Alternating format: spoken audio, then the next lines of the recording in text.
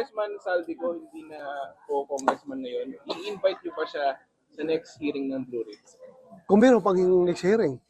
Because Meron pa, sir. hindi naman siya covered ng interparliamentary courtesy, di ba?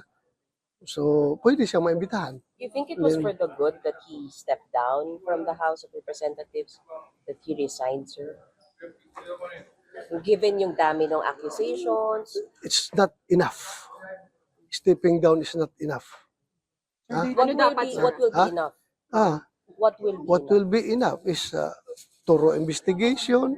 If it warrants prosecution, and if it warrants conviction.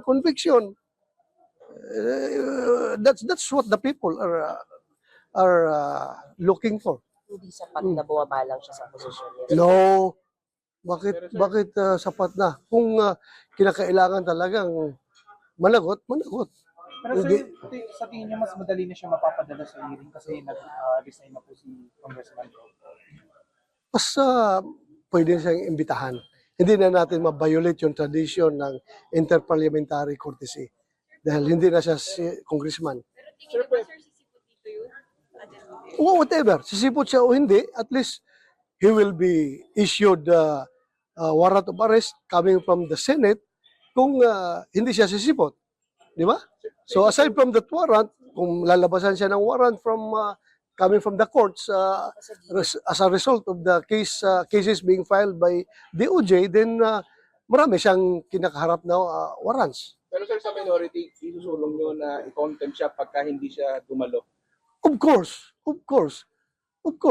Pero sir, Sorry, paano pero niyo sir. contempt hindi Hmm? hindi mahanap, sir, until now.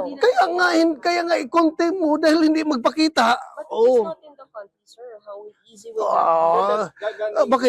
Bakit ba kung wala ka sa country, hindi ka pwedeng umuwi? Kung gusto mo talagang harapin yung Blue Ribbon Committee? Pero kayo sir, i-request niyo po na ipatawag po si Congressman Ko kayo sir. So next Obvious. We will do that. Hindi lang naman ako. Pati taga-majority, alam ko gusto rin nilang imbitahan yan because siya ang laman ng lahat